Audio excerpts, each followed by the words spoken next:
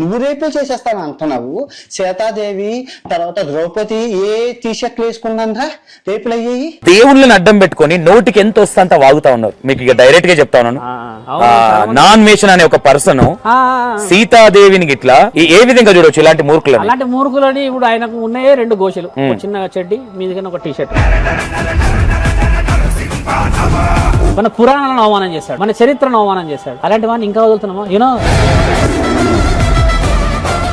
North side ఎట్లుంటది, రాముడి గురించి మాట్లాడితే, సీత గురించి మాట్లాడితే నేలకి రాయాలి ముక్కు, అప్పుడు క్షమాపణ అడిగితే అది మనకి ఇష్టమైతే క్షమిస్తాం. ఇంత పొడుగు, ఇంత హైట్, ఇంత పర్సనాలిటీ ఉన్నా అనుకుంటున్నాడు ఆయన. ఏమి లేదా, టోపీ పెట్టుకొని తిరిగేసి అందరి మీద టోపీలు పెడతా అంటే కుదరదు. 6 numbers రేప్ చేశారని చెప్తా ఉన్నాడు. అంటే కామం చాలా పవిత్రమైనది వాళ్ళకి, ఎవరితోనైనా ఏదైనా ముందుకు పోవచ్చు. ఈ కామాంధ్రుడు కూడా 14 years అమ్మాయిని 1000 రూపాయల కోసం మొత్తానికి 14 years అమ్మాయిని వేసానంటావు. మరి అంత తెలిసిన వ్యక్తే కదా ఈ టోపీ వ్యక్తే, మరి ఈయన ఎందుకు 1000 రూపాయలు ఇచ్చి అమ్మాయి దగ్గరికి వెళ్ళాడు అనుకోవచ్చు. వీడి విషయం చెప్పిన స్వామి, ఒక మాట చెప్తా వినమిత్ర. ఆటగాడు అనుకుంటే ఎవడు ఆటగాడు ఆట అని చెప్పుకోరు అని చెప్పారు. ఈయన మొగతనం గురించి మొత్తం భారతదేశానికి చెప్తున్నాడు. అనంటే ఇక్కడ మొగోళ్ళు లేరా? ఎవరో ఒకరు నోరు కొంచెం ఫ్లో మిస్ అయింది, సామాన్లు అనే ఒక వర్డ్ తో. దాన్ని శివాజీ గారు మాట్లాడిన దాంట్లో కూడా కొంచెం వాస్తవాలు ఉన్నాయి. అలా మాట్లాడేది లేకుండా ఆడపిల్లల గురించి. అంటే మాట సామాన్లు అనేది నేను ఒప్పుకున్నాను, కానీ ఆయన అనాల్సింది ఏంటంటే క్రిస్టియన్ నాన్ వేషన్ అంటారు, నిజమే అనుకోవచ్చా? నాన్ వేషన్ అని అన్వేషిస్తాం. ఇక మీరు అన్నట్టుగా అవగాహన లేకుండా మాట్లాడడం చేత. ఓకే గురుగారు, ఇంత భక్తితో ఇంత ఉంటున్నారు కదా, దేవుళ్ళని అడ్డం పెట్టుకొని నోటికి ఎంత వస్తే అంత వాగుతా ఉన్నారు. మీకు ఇక డైరెక్ట్ గా చెప్తా ఉన్నాను. నాన్ వేషన్ అనే ఒక పర్సన్ సీతాదేవిని గిట్లా ఏ విధంగా చూడొచ్చు ఇలాంటి మూర్ఖులు? అలాంటి మూర్ఖులని ఇప్పుడు ఆయనకు ఉన్నాయే 2 గోషలు, చిన్న చెడ్డి మీదికైనా ఒక టీషర్ట్. అవి 2 వీకేస్తే అయిపోద్ది, సింపుల్. ఎందుకంటే మనల్ని అవమానం చేశాడు, మన భారతదేశాన్ని అవమానం చేశాడు, మన పురాణాలను అవమానం చేశాడు, మన చరిత్రను అవమానం చేశాడు. అలాంటి వాడిని ఇంకా వదులుతున్నామా? You know today intelligence department has released 1 notice. Okay, ఆయన ఐడి కార్డులన్నీ సీజ్ చేయండి, ఎక్కడ ఉన్నాడో కనిపెట్టండి అని. ఇది వదిలిపెట్టే ప్రసక్తే లేదు. నార్త్ సైడ్ పొంగింది ఈ విషయం నిన్న. ఓకే, నార్త్ సైడ్ ఎట్లుంటది, రాముడి గురించి మాట్లాడితే, సీత గురించి మాట్లాడితే, కాబట్టి అక్కడ నుంచి పొంగి కొన్ని ఐడెంటిఫికేషన్ స్టార్ట్ అయ్యాయి. అలాంటి వాడిని ఒట్టి పరిస్థితుల్లో వదలొద్దు. భారతదేశానికి వచ్చి రాముడిని, సీతని, ద్రౌపది మాతని వీళ్ళందరినీ అన్న మాటలకి నేలకి రాయాలి ముక్కు, అప్పుడు క్షమాపణ అడిగితే అది మనకి ఇష్టమైతే క్షమిస్తాం, అంతే. లేదంటే అప్పటి వరకు మంచిగా నీకు మామిడికాయ పచ్చడి ఈ పంత పెట్టేస్తాం, పెట్టాల్సిన అన్ని పెట్టేస్తాం. ఓకే, ఇంత పొడుగు, ఇంత హైట్, ఇంత పర్సనాలిటీ ఉన్నా అనుకుంటున్నాడు ఆయన. ఏమి లేదా, టోపీ పెట్టుకొని తిరిగేసి అందరి మీద టోపీలు పెడతా అంటే కుదరదు. ఇక్కడికి వచ్చినాక మనం పెడతాం అసలు టోపీ. ఇప్పుడు తక్కువ అంచనా వేయద్దు దేవతలని, అదే కదా. అంటే నాలుక నీకు. ఇంకోటి, ఆవుకి గర్భవతితో ఉన్న ఆవుని మనం చాలా పవిత్రంగా పూజిస్తాము. అవునవును. 6 numbers రేప్ చేశారని చెప్తా ఉన్నాడు. అంటే కామం చాలా పవిత్రమైనది వాళ్ళకి, ఎవరితోనైనా ఏదైనా ముందుకు పోవచ్చు.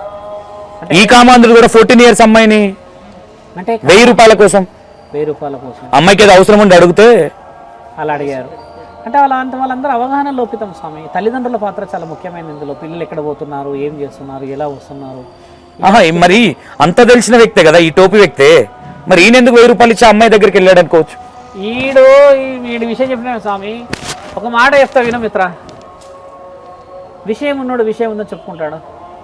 ఈయన ఆటగాడు అంటాడుగా, మొన్న జీ తెలుగు డిబేట్లోనే జరిగిన విషయం. ఆటగాడు అనుకుంటే ఎవడు ఆటగాడు ఆట అని చెప్పుకోరు అని చెప్పారు. ఈయన మొగతనం గురించి మొత్తం భారతదేశానికి చెప్తున్నాడు. అనంటే ఇక్కడ మొగోళ్ళు లేరా? మొగతనం మగవాళ్ళకి లేదా? అంటే అందరం అదే. ఈయన యువకులను చెడగొడతాడా? ఇక్కడ రండిరా అని. ఇంకోటి గురుగారు, ఎవరో ఒకరు నోరు కొంచెం ఫ్లో మిస్ అయింది, సామాన్లు అనే ఒక వర్డ్ తో. అవునవును. ఓకే, దాన్ని శివాజీ గారు మాట్లాడిన దాంట్లో కూడా కొంచెం వాస్తవాలు ఉన్నాయి. అలా మాట్లాడేది లేకుండా ఆడపిల్లల గురించి. అంటే శివాజీ గారు మాట సామాన్లు అనేది నేను ఒప్పుకున్నాను, కానీ ఆయన అనాల్సింది ఏంటంటే అమ్మ అని చెప్పాల్సింది. నీ అమ్మ అన్నాడు అంతే. ఇప్పుడు నీ అమ్మ అని మనం ఎందుకు ఒప్పుకుంటాం? అమ్మ అనాలే. మంచి తీయగా గరికపాటి గారిని కూడా చూసిరా? ఇప్పుడు గరికపాటి గారు కూడా కొన్ని రుసరుసలు మాట్లాడారు అని నెగిటివ్ గా తీసుకొచ్చారు, మాట్లాడారు కదా. ఇక్కడ ఏంటంటే స్త్రీతత్వాన్ని అవమానం పరిచే విధంగా మాట్లాడడం చేత అవతల వ్యక్తులు దాన్ని నెగిటివ్గా స్వీకరిస్తున్న దాంట్లో కొందరు వాయిస్ రేజ్ చేశారు. అవును. ఈ వాయిస్ రేజ్ చేసిన వాళ్ళు కూడా చెప్పే విధంగా కనబడేటట్టు ఉండాలి మిత్ర. ఇప్పుడు కొంతమంది వత్తాసు పలికారు, ఆయన క్షమాపణ చెప్పిండు. దేనికి తెలుసా? స్త్రీ వస్త్రాధారణ గురించి క్షమాపణ చెప్పలేడు ఆయన, శివాజీ గారు. గుర్తుపెట్టుకోండి మీరు కూడా. సామాన్లు అన్న మాటకి క్షమాపణ చెప్పిండు అంతే. ఆయన వస్త్రాధారణ గురించి ఆయన అబద్ధం మాట్లాడాడు, తక్కువ చేసి మాట్లాడలేడు కాబట్టి ఆయన ఆయననే గెలిచాడు. ఓపెన్గా చెప్పండి, మీరైనా నేను ఆయన గెలిచాడు. ఇప్పుడు ఓడిపోయాడు అని అంటే మహిళా కమిషనర్ గారి దగ్గరికి వచ్చి కూర్చున్నాడు, క్షమాపణ చెప్పాడు. సామాన్లు అని నేను అన్నమ్మా, తక్కువ అంచనా వేసిన ఆ విషయానికి క్షమాపణ. ఆయన చెప్పిన దాంట్లో ఉమ్మడికి మంచిగా ఉంది అన్నారు కదా, ఒక్క కామెంట్ అన్న నెగిటివ్ వచ్చిందా? పాజిటివ్ వచ్చింది. కాబట్టి ఇక్కడ ఏంటంటే దిఖానేకా और करने का రెండు తేడా. సీదీ హాత్ సే గీనే నికల్తా మిత్రు, తేడి ఉంగలి లోపడి పెట్టి తీయాలి బయటికి. ఇట్లా ఉంగర పెడితే అన్నీ వెళ్తాయి, స్టేట్ పోతే వస్తాయా? శివాజీ గారు అనాల్సిన విషయం సామాన్లు అనకుండా కొంచెం జాగ్రత్త అమ్మ ఒళ్ళు, లేకపోతే మీ యొక్క శరీరాన్ని ఈ విధంగా అన్న విషయం వస్తే ఈరోజు శివాజీకి పాలాభిషేకాలు జరిగేటేమో 100%. కాబట్టి కొంచెం మాటలో ఆయన దృక్సనం, ఎందుకంటే సినిమాల్లో ఉన్నట్టు నిజ జీవితంలో ఉండదు మిత్ర, ఉండదు. అదే ఆయన నేర్చుకుంటారని ఆశిద్దాం. అన్వేష్ గారిని అయితే వదిలిపెట్టే ప్రసక్తి లేదు. ఆయన గారికి కావాల్సినది అన్నీ చేస్తాం. ఆర్థికంగానో బలంగానో కాదు, ఎలా మర్యాదని అమర్యాద చేశాడో అలానే మనం ఆయనకి మర్యాద చేయాలి. క్రిస్టియన్ నాన్ వేషన్ అంటారు, నిజమే అనుకోవచ్చా? ఏమో తెలియదు మరి, అన్వేషణ నేను చూడనే లేదు. ఆయన ఎవడో కూడా తెలియదు స్వామి, నాకు ఆలోచన వ్యవహారం. నేను ఫాలో అంతగాను, నా ఫేస్బుక్లో ఇన్స్టాగ్రామ్ వీలే వాడతారు అంతా. జస్ట్ అంటే అట్లా పైకి ఫ్లోల్ చేసుకుంటూ చూసుకుంటూ పోతూ ఉంటా. నా అన్వేషణని అన్వేషిస్తాం, ఇక మీరు అన్నట్టుగానే అవగాహన లేకుండా మాట్లాడడం చేత ఖచ్చితంగా గుణపాఠం నేర్పిస్తామని కోరుతున్నాం మిత్రమా. గురుగారు ఇంకోటి కట్ చేస్తే, ఈ మధ్య గడ దేవుడు వెళ్ళిండు మంచిర్యాల దగ్గర, మీకు ఐడియా ఉందా? ఐడియా ఉందా? ఏ విధంగా చూడొచ్చు గురువు గారు ఆ విషయాన్ని? అంటే మంచి ప్రశ్న. ఇక్కడ వచ్చిన సమస్యల్లో ఏంటంటే, ఒక విగ్రహం వెళ్ళింది అక్కడ, విగ్రహ చరిత్ర ఎంతో ఎన్ని సంవత్సరాలు తెలియదు. రెండో విషయం, ప్రజలందరూ దుర్గామాత రాగానే గుడి కట్టే ప్రయత్నం చేశారు, అది లోకం శ్రేయస్సు కోసం మంచిది.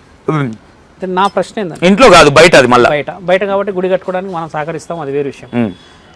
As per archaeological department document and talks అంటే చేసేది ఏంటంటే, అబోవ్ 100 years విగ్రహాలు బయటికి వెళ్ళినప్పుడు నిధులు వస్తాయి. కొంచెం తెలివిగా ఆలోచించాలి. అవును. ఒక విగ్రహం అలా డైరెక్ట్గా పడిపోదు లోపలికి. అవును. చీర ఉంటుంది కదా, అవును, కొన్ని బొట్లాలు పెట్టి పెడతాం కదా, కొన్ని చెవులకి ఇక్కడ. అవును. ఒక 100 years క్రితం అయితే ఖచ్చితంగా ఉన్నాయి నగలు.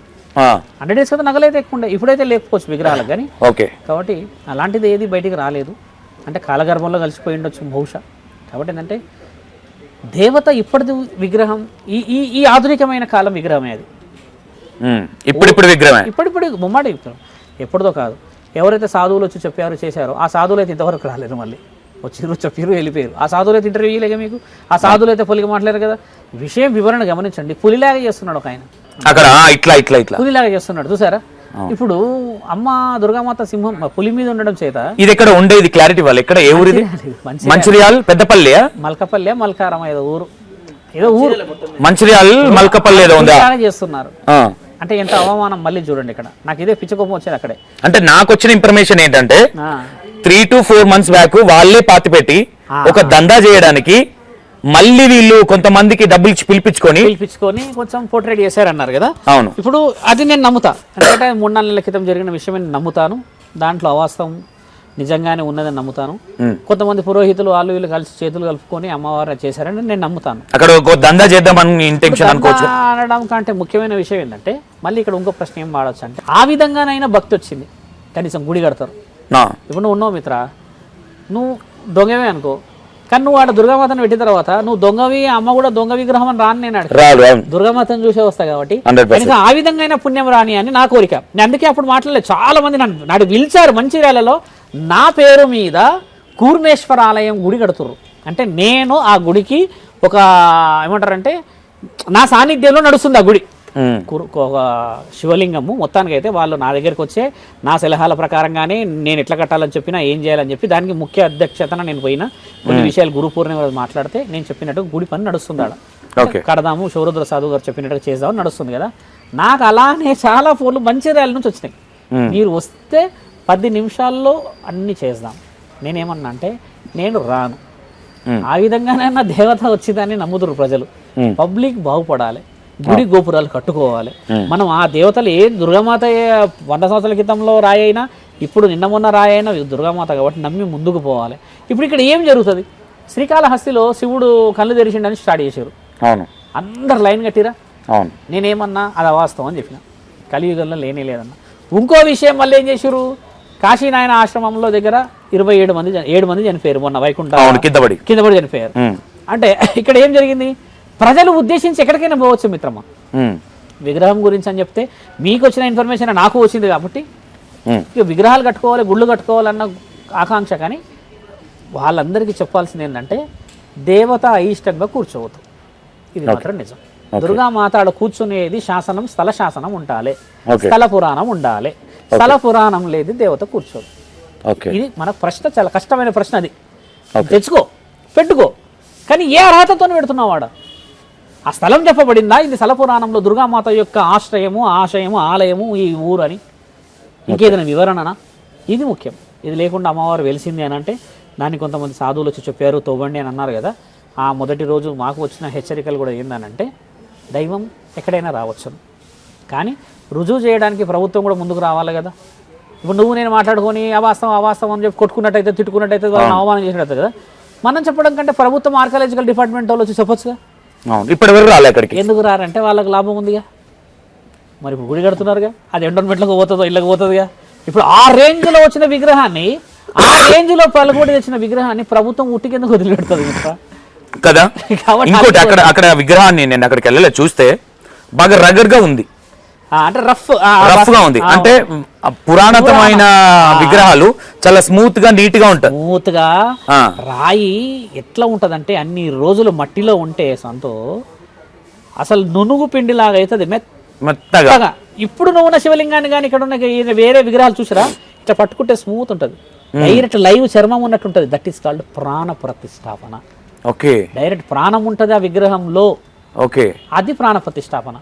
విగ్రహ ప్రతిష్టాపన ఇప్పుడు చెప్పిన విషయంలో విగ్రహం ఉన్నది ఆడ అని అంటే విగ్రహ ప్రతిష్టాపన అయ్యి ప్రాణ ప్రతిష్టాపన అయిన విగ్రహాలు బయటకు పడతాయి. ఎప్పటికైనా నా భూమి మీద నేను నిలబడతా అని రుజువు చేసుకోవడానికి.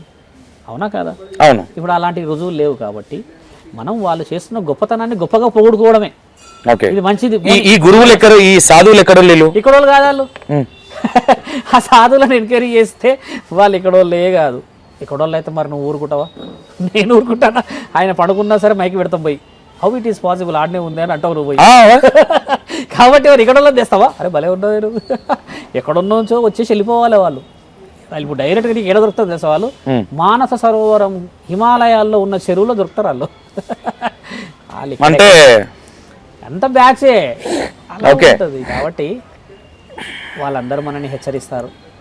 నేను హెచ్చరించేది ఏంటంటే స్థల పురాణం లేకుండా దేవతలను కూర్చోబెట్టిన ప్రమాదమే కదా, చాలా ప్రమాదం. వాళ్ళు లోకం కోసం చేస్తారు కాబట్టి వాళ్ళందరినీ దుర్గామాత క్షమిస్తుంది. పిచ్చి వెకిలి శాస్త్రంలో పులిలాగా సింబల్ లాగా చేయకూడదు, గమనించాలి. ఎవరు కూడా మీరు గమనించండి స్వామి, మెత్తగున్న దేవతల మీదనే ఆడతారు స్వామి.